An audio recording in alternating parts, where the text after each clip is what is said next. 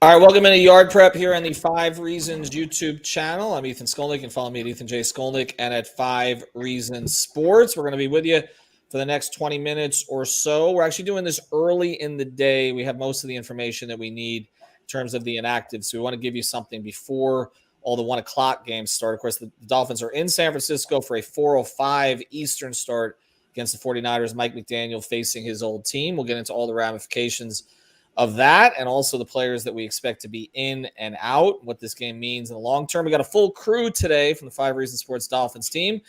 Right next to me, got Louis Sung. Well, I always try to ask, we should do a little game here. Where is Louis D. Sung? Like, this is because you're always in your car somewhere. So where is this? Where are we traveling today? Are you going to have people guess, or you want me to tell you where I'm at? Well, I don't know. I mean, I don't know that it's that interesting. So you can just tell me. I'm the worship leader at my church, so I have to play my guitar and then run into the car to get in to do this. All right, that's much better than what I did this morning. All right, Louis. Also on the left, we've got our guy Andy. You can follow him also on our Better Edge, Setting the Edge program every Thursday night at 7 o'clock. We mentioned Better Edge here. That's our gambling partner, and that one is that was pretty cool because it's peer to peer. You can find the line that you want, and we have competitions that we're running. I actually entered in for this week already. So go to betteredge.com. Enter the code 5RSN, and you get your $20 to play. We got Eric Wadicki. You can follow him at Eric Wadicki. That makes it real easy, although I always screw up the I and the E. It's supposed – yeah, well, that I before E, except after C, so I guess that's correct. And then also our guy Michael Quirk. You can follow him at SJB Michael as well. We got people from all over the country here, so he's based up in the Georgia area. All right, let's get to it. Again, the Dolphins in San Francisco today. And it's funny to me, Louis, as we tilt here a little bit, like where the national perception of this team has gone. Because at the beginning of the year, nobody believed in the Dolphins or anything that they were doing.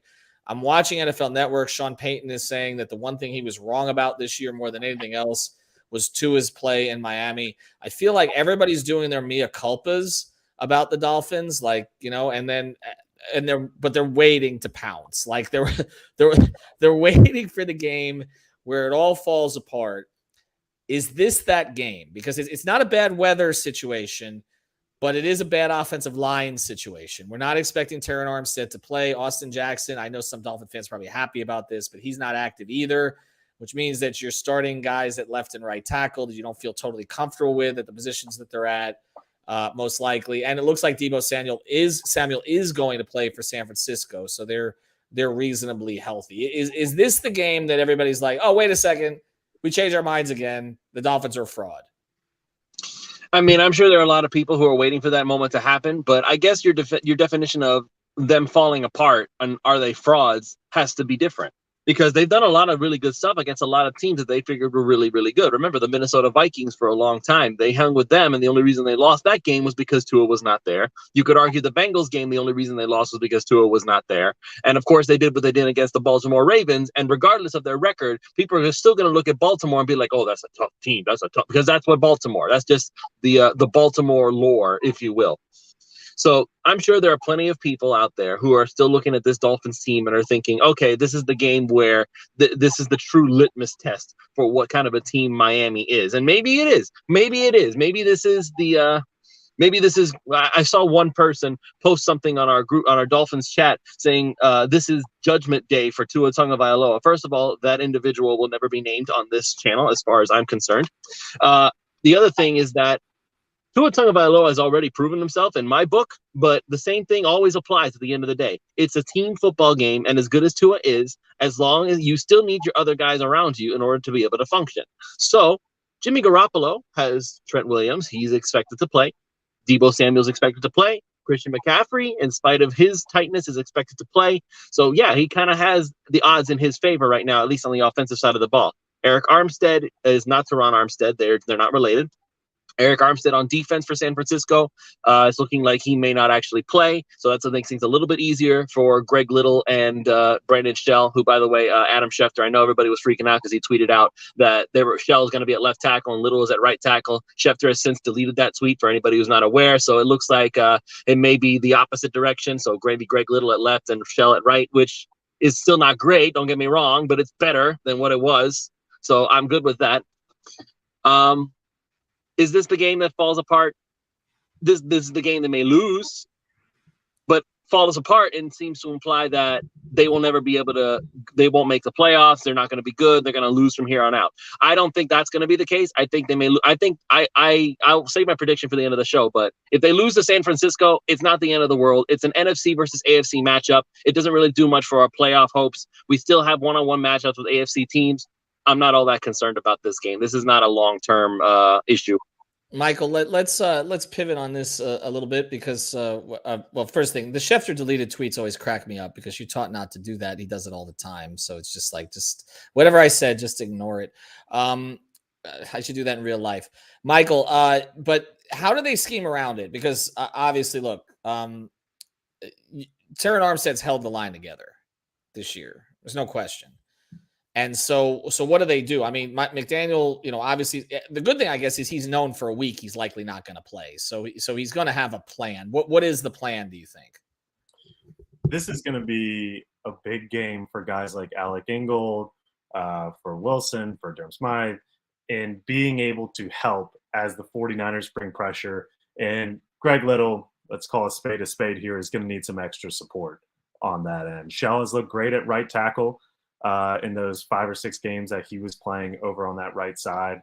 But you're going to need some help from the backs. You're going to need some help from Durham Smythe. I don't know if this is going to be a huge snap game for Mike Gesicki, even though his blocking has gotten better. You're going to need a lot of pre-snap motion, which McDaniel is perfectly fine with, and getting the ball out quickly, which Tua is perfectly fine with. But there is going to be that extra level of support there on the offensive side.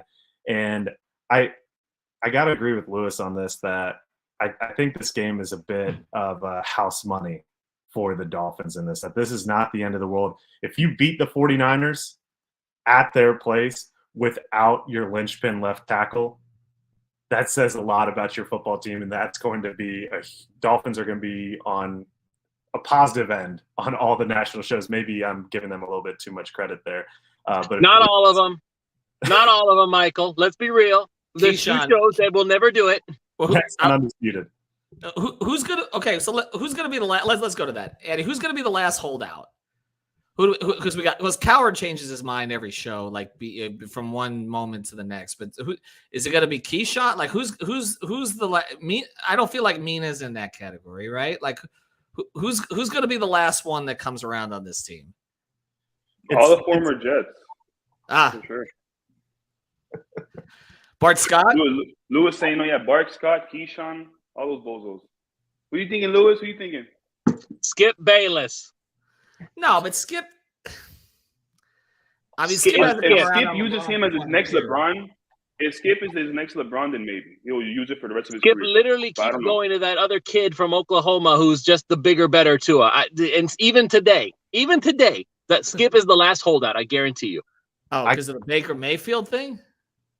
There's a kid in college that he's looking at Tua as being he's the better Tua. He's faster, he's stronger, he's left-handed, and he's like whatever. All right, well, Skip's a caricature, so I can't take him seriously anyway. You asked who the last holdout is. I'm just waiting for the day where LeBron knocks him out. But Andy, let's go back to the strategy thing on this then. Okay, so we're talking about max protect. We're talking about again playing Smythe, Ingold, and all that.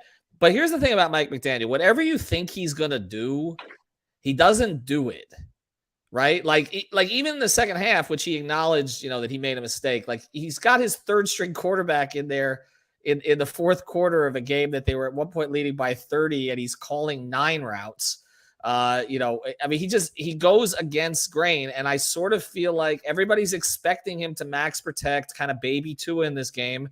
And then I feel like they're going to send the Hill and Waddle deep on the first play with Gesicki working the seam. Is that crazy? I think it would be.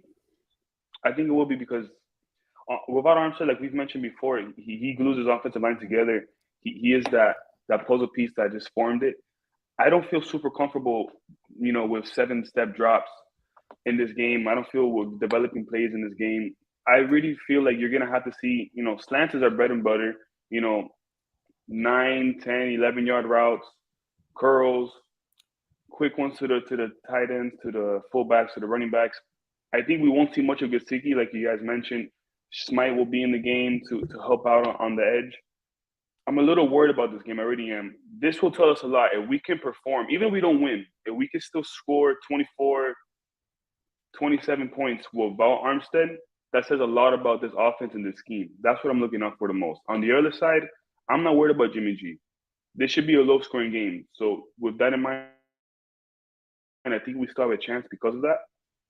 But I hope McDaniel doesn't try to go against the grain, if that answers that question. Eric, let's go to the defense since Andy brought that up. A lot of guys in the locker room were upset about the way they played in the second half. The way Jerome Baker, others were talking, it's almost like they lost.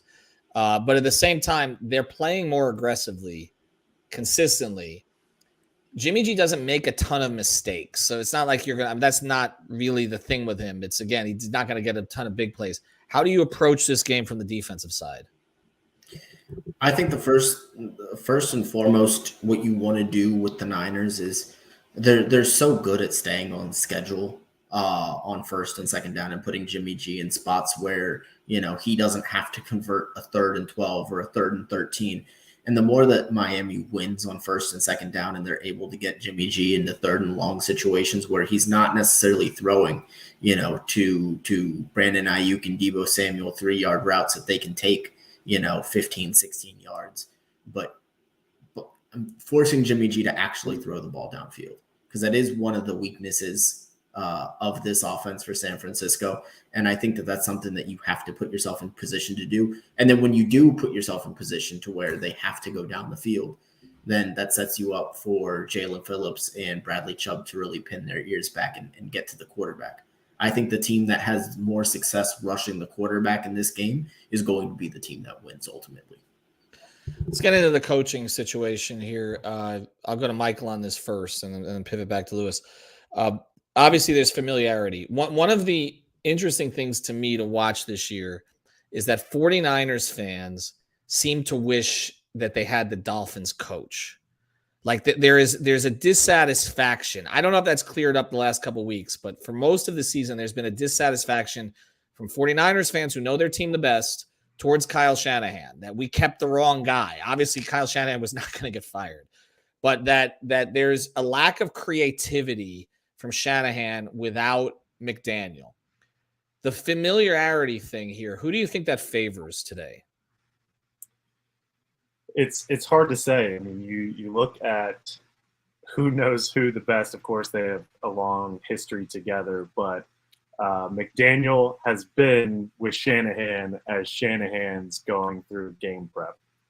Shanahan hasn't been with Mike McDaniel going through game prep as a head coach.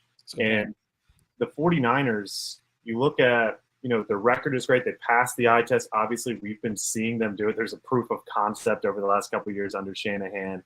But they've struggled a bit with some good defenses, and things have gotten a bit stagnant.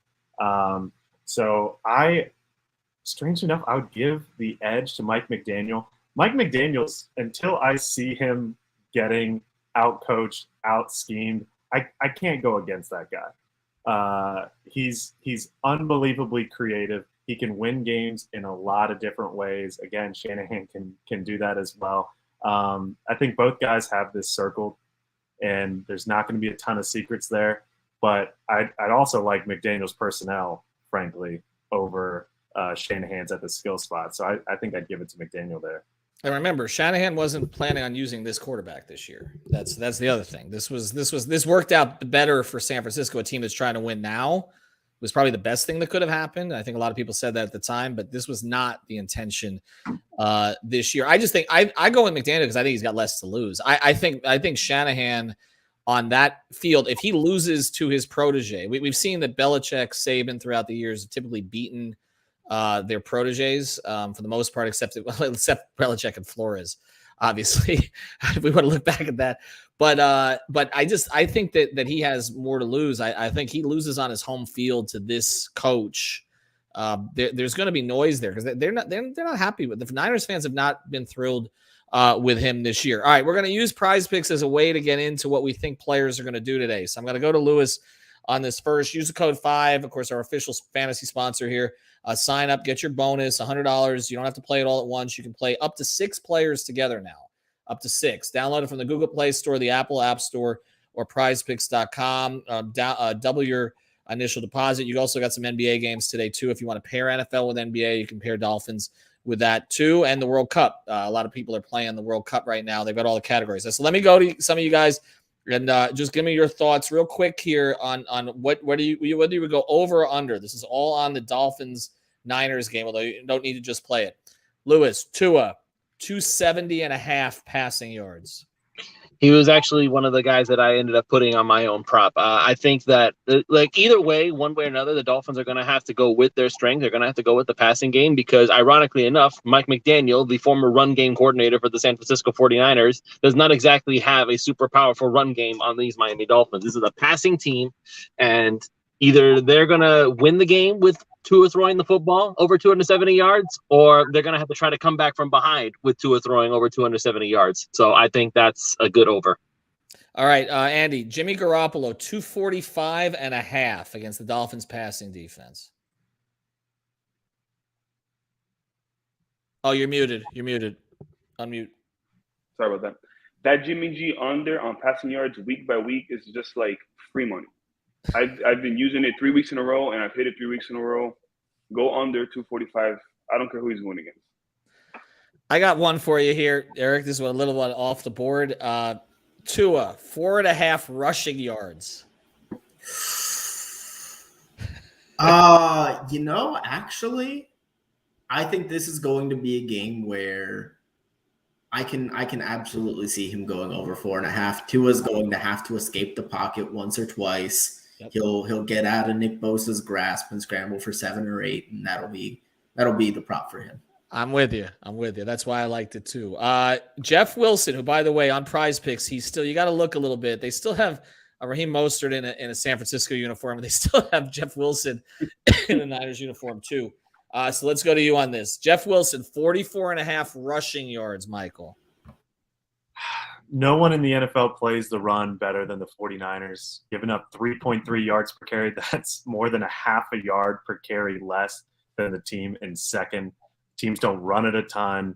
Teams do not get first downs on the 49ers run the ball. They're the best in the NFL at that. So I don't think that's how the Dolphins are going to win this game. So I'm going to go under on that one. Yeah, I'm with you on that one. Also, this guy, you might have to find him too because he's still in a Panthers jersey. Louis, Christian McCaffrey, 50.5 rush yards. Oh, they actually made it go up. I actually have him at going under 47.5. Go figure. No, I'm still thinking he's going to go under because just like Michael says, the San Francisco's the best team at stopping the run. Well, Miami's not too shabby either. I think they would honestly be the best team at stopping the run if it were not for the massive amounts of yards that keep getting piled on them every time a quarterback shows up that knows how to run with the football. Lamar Jackson and Justin Fields have single-handedly ruined Miami's ranking against the run. So I'm not all that worried about Christian McCaffrey pounding it in between the tackles. I think they're going to put him out wide a lot. I think they'll screen it to him a lot. They'll get him involved, but it's not going to be as a traditional. So let me ask you this, Louis. Would you go over, before I get to Andy on the Dolphins receiver props, would you go over on McCaffrey 38.5 receiving yards? Yes. Okay. I would go over on receiving, but under on rushing, because when it's time for him to be a traditional running back, Dolphins will crush him every time. I think that's fair. All right, I'm going to give you both of these together, Andy, okay? Who would you be more likely to play? Tyreek over 90.5 or Jalen Waddle over 68.5? I always go with the Waddle overs. Me too. It hasn't really failed me this year. 68.5 is just, if they had it at like 80 or 78, I might stay away from it, but 68 is perfect for me. And I don't know if you want to mention Trent Sherfield. That more or less 22.5 is beautiful. 22.5. Yeah, that's easy money. That's 2 passes from Tua. Done. Right. Hell yeah. Yeah, and that's Hussam likes that one also. I know he's gone with that one. All right, so Eric, I'm going to switch to you on the Niners side. We believe Deebo Samuel is going to play. Which of these 3 do you like the best? Deebo, 50.5 receiving yards. Brandon Ayuk, 55.5. He's actually a little higher than Samuel. Or Kittle at 44.5. That's the one I like. Yeah, I like Kittle at 44.5 too. The Dolphins don't really have, well, I mean, Eric Rowe's good, but George Kittle's, a different animal. Careful, Eric. Remember, last time they played, Eric Rowe shut Kittle down hard. Yeah, I know. I just don't see it happening twice. I don't know if Deebo's going to be 100%, so I'm sure Kittle will get a huge target share. All right, we got the receptions props, but a lot of them are kind of the same. The one that I was looking at this before. I've been saying this when Tua plays, Waddle has gone over his receiving prop in all but one game. Okay. And that's why I agree with Andy. I've been playing Waddle, not Hill lately. Because they're keeping it at about 20 to 25 yards difference. Waddle at 5 receptions, I love that. I think that is absolutely easy. They got Hill at 7 receptions. Gesicki at 2 receptions. I'm not playing it because of the reason you're talking about. I don't think he's going to be on the field enough. That's the problem with that. But here is my favorite one, okay? Jason Sanders. 1.5 field goals. 1.5 field goals. What are we thinking, guys? 1.5 field goals missed or made? They don't have that prop, unfortunately. Let me see. They have just everything else. They don't have that. They have kicking points. They have kicking points, which let me see what he's down on kicking points here. Oh, they don't have him on the board for kicking points, but they do have him at 1.5. They do have 1.5 field goals. Anybody want over on that? That's the blanket prop for all kickers. And personally, I think he would be well pressed to go over today because they may have to kick a few, but I don't know. That just depends on how much faith you have in Jason Sanders right now, which if it's going to be over 50 yards, I'm still not trusting him. Like Ron apparently is saying Ron on Pulsifins Nation said he's back because he had one game where he didn't absolutely blow it. I'm like, I'm going to need some more good kicks from him. I'm seeing college kickers yesterday clear from 52. And I'm like, how did the Dolphins paying a guy this kind of money that we just don't count on in any way anymore? I think they're going to need a couple field goals. I agree with you because I think some drives are going to stall at about the 27, 35. And we're in a position where McDaniel's he's going to press his luck, but I feel like he's going to try to take the points against this team where he can. And then there's going to be a missed kick or two. And you're going to end up with a 1-for-3 situation. We're going to be looking at, but I don't know that I'd play the under prop either. I'm not really sure. All right, we're going to get to the picks here. Thanks to our producer, Manny Chang, for producing. Let's do these quick because we've got them. This is going to stay up all day here on the channel. Go to Prize Picks. Use the code 5, FIVE. Get your initial deposit matched up to $100. Play these. We're also going to do a separate Prize Picks show a little bit later. So if you didn't get to these, David Eversole is going to join here in about an hour and a half. We'll do another one. All right, let's get to the picks today. Who should I start with? Michael, go. What do you think? Yeah, this is really tough for me. Like I said, I feel like this is house money for the Dolphins, that this is a win that can really propel you. And the 49ers haven't really proven themselves against great teams so far this year. And if Armstead was playing, I would go with Miami. I'm hoping I'll be wrong. But I think this will be a tight one. Give me 31-27 Niners. I got 26-23 Niners. I think this is a close game. That, by the way, would mean that Jason Sanders kicked 3 field goals, but it also could mean he kicked 1 field goal and missed an extra point, which is a more likely scenario here. I think they do keep this thing close. I think we may be looking at a late sack, strip sack, some kind of situation like that derails it today. But again, we'll see. I think it's going to be a competitive game. I don't think they're going to be blown out. Andy, what do you see? I see that Teron Armstead is worth a touchdown on offense in terms of our productivity. So we've been scoring 30 these last 4 weeks. Give me 23 points for the Dolphins. And I'm looking at the Niners, what they scored recently. Give me 23-20 Dolphins. Wow, our defense is better than the Chargers defense, man. Let's go.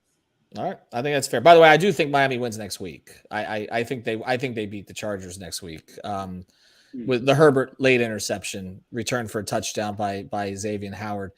Anyway, Eric, what are you thinking? I think we're going to get more of a defensive battle than maybe we anticipated with this one. Give me the Niners 20-17. Okay. Lewis, so everybody's got a field goal game here, one way or the other, essentially. Lewis, what do you think? Much to the chagrin of my Pulse of Fins Nation people, I ended up picking San Francisco as well, 24-21. I don't have faith the offensive line is going to hold up, and I think Tua might end up not having his best game. He'll still hit the over because he's going to have to throw it a lot, but I don't know. I feel like Tua at his best requires time to throw the ball, and if he doesn't have it, it's not going to look quite as pretty as it has been. That's why I meant by uphill battle. But also the best quarterback in the league under pressure this year, so we'll see. I mean, he's a little bit different in that regard, but how much pressure though? There's going to be a lot of it. All right, thanks to our producer Manny Chang. You can bet all of this over at Better Edge. By the way, go use the code 5RSN. All of us basically picked a field goal game. So if you got somebody on there, you can find the line that you want on there. So if you got somebody giving you 6 or 7 points, take it, okay? If you think that the disparity is going to be less than that. For that one, use the code 5RSN. For Prize Picks, use the code 5. Thanks to Andy, Lewis, Michael, Eric. A lot of this crew will be back post-game today. Also, make sure you catch Pulse of Fins Nation every Tuesday. Make sure you catch the extra yard with Alex Dono and Troy Stratford every Monday. And, of course, 3 yards per carry episodes all go up here on the channel as well. Have a good day, everybody.